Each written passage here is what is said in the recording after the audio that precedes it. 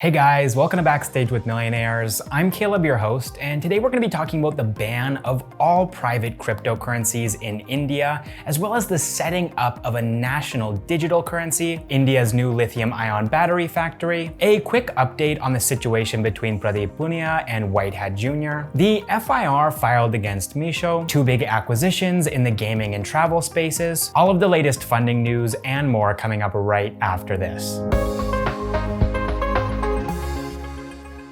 All right, so first up in the news, there is a new bill here in India called the Cryptocurrency and Regulation of Official Digital Currency Bill 2021, which would effectively ban all private cryptocurrencies in India. This same bill would also empower the RBI, that's the Reserve Bank of India, to create an official digital currency for the country. Now, things have been pretty confusing when it comes to cryptocurrency here in India since 2018. Back then, the RBI demanded that all banks stop providing services to any entities dealing with cryptocurrencies. This resulted in a lot of Indian crypto startups either pivoting or shutting down. Then though, in 2020, the Supreme Court lifted this ban, saying that it was disproportionate and illegal. With this news, a lot of people assumed that cryptocurrencies were back in business here in India. Defunct startups were relaunched, a lot of new crypto startups were founded, and a lot of investors started to pour their money into the crypto space. Now though, with the announcement of this bill,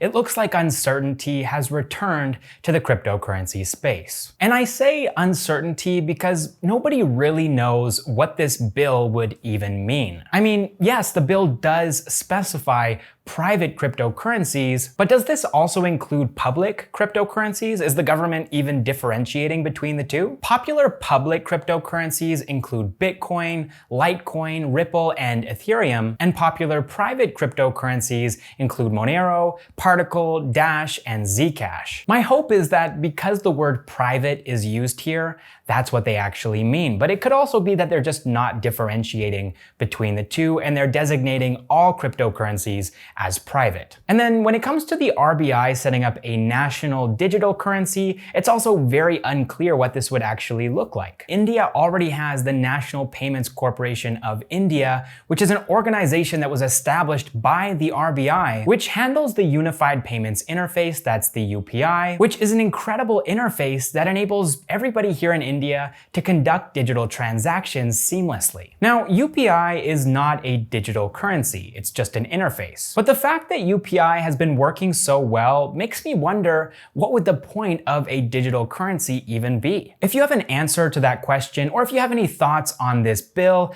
definitely let me know in a comment down below. All right, next up in the news, lithium-ion battery manufacturer Grinntech has inaugurated a new manufacturing plant in Chennai. This factory is spread out across 1 acre of land and is capable of producing 400 megawatt hours per year of lithium-ion batteries for a wide range of electric vehicles. Now, it may surprise you to know this, but up until last year, India didn't have any lithium-ion battery manufacturing plants. And at the time of making this video, it has 0 lithium refineries. That means that the lithium that Grinntech is going to be using to manufacture its batteries won't be coming from India. That being said though, India imports most of its lithium from Chile, Argentina, and Bolivia. That means that overall, even though Grinntech is not going to be relying on India for its lithium, this manufacturing facility will definitely help Indian EV manufacturers to reduce their reliance upon countries like China, South Korea, and Japan for their batteries. Importing batteries or even cells from these countries significantly increases the costs of EVs in India. And so if India is able to keep things a little bit more simple by importing raw lithium and then turning that lithium into lithium-ion batteries for Indian EVs, the cost of those EVs will likely see a significant reduction. Over the span of 4 years, import of lithium-ion batteries into India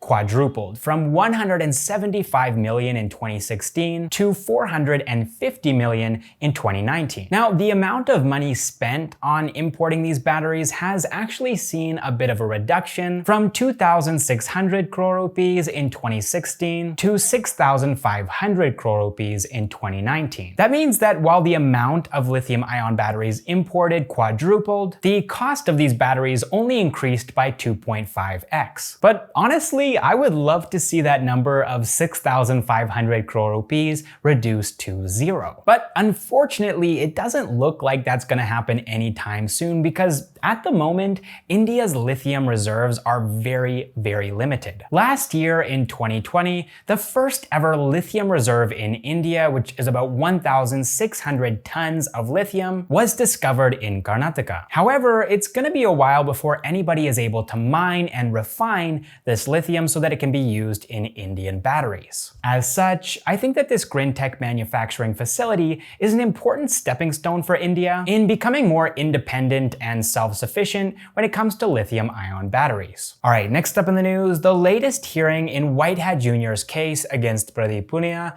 was held on February 1st. During this hearing, Pradeep Poonia's lawyer, Swati Sukumar, accused WhiteHat Jr. of concealing documents that were critical to the case. Not surprisingly, the advocates of the plaintiff, WhiteHat Jr., opposed the request for these documents. During this hearing, the court denied the request to submit these documents until the case reaches the cross-examination stage. WhiteHat Jr. has also asked the court for an in-camera hearing while discussing confidential documents. This means that they would have a confidential hearing without the presence of the public. The next hearing in this case is scheduled for the 9th of April.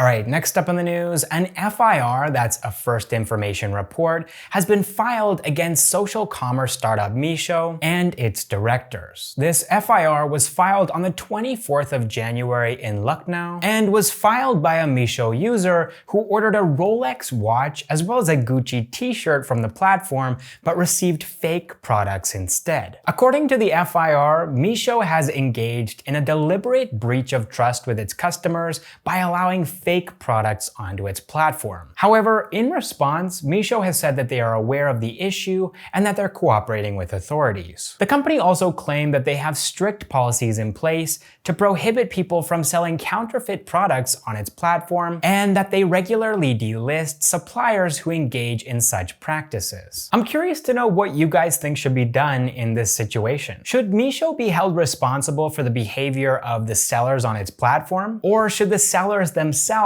be the ones who are punished? Let me know what your thoughts are in a comment down below. Alright, next up in the news, Swedish gaming group Stillfront Group, which owns 18 gaming studios, has acquired Bengaluru-based mobile gaming startup Moonfrog Labs. Stillfront Group focuses on free-to-play games, and this acquisition marks their entry into the Indian gaming market. And with this acquisition, they'll also gain access to Moonfrog Labs' portfolio of games, including Teen Patti Gold, Ludo Club, Bahubali the Game, and Aliabad Life. Besides India, Moonfrog Labs also has a presence in Bangladesh through Ulka Games and generated revenue worth 131 crore rupees with a net profit of 38 crore rupees in the financial year of 2019. Stillfront Group is making this acquisition in an effort to expand its free-to-play portfolio and of course to cash in on India's ever-growing mobile gaming market, which is expected to reach $4.5 billion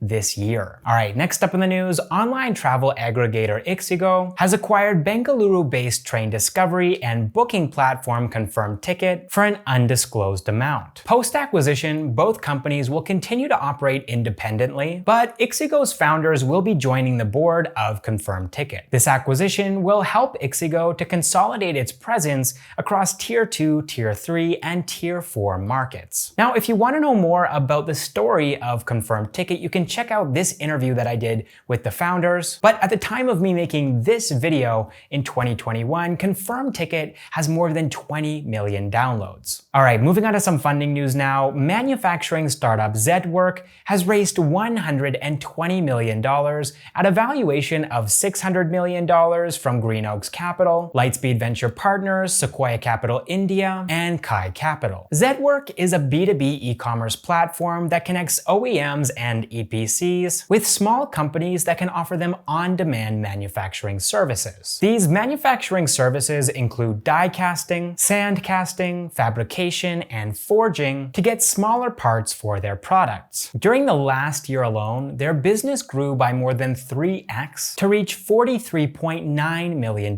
in revenue. All right, next up in the funding news, esports and online gaming platform Mobile Premier League has raised $95 million at a valuation of $945 million from Composite Capital, More Strategic Ventures, Base Partners, RTP Global, SIG, Go Ventures, Telstra Ventures, Founder Circle, and Play Ventures. Mobile Premier League is going to be using these fresh funds to grow its esports business by adding more esports titles and organizing more tournaments, while parallelly expanding into international markets. All right, that is all the startup news that I have for you guys this week. I hope you enjoyed the video, and if you did, it would mean a lot to us if you could hit the like button, and if you haven't already subscribed, now would be a great time to do so, because we post new videos every single week about Indian startups, entrepreneurs, and the latest news. And I just wanted to say too, in closing, as usual, that we're very, very thankful to all of our Backstage with Millionaires members, the people who actually believe in what we're doing enough to contribute to our channel financially. That's our unicorns as well as our decacorns. Thank you guys so much. It just really inspires us as a team over here at Backstage with Millionaires to know that people like yourselves are willing to help us out financially to keep things going here at Backstage with Millionaires, to keep the lights on. So big thanks to all of you guys, and to everybody else who watched this video. The fact that you made it this far in the video is also awesome, because that really helps us out. It shows YouTube that you're enjoying our content. So thanks again. All right, I guess I'll see you guys in the next one.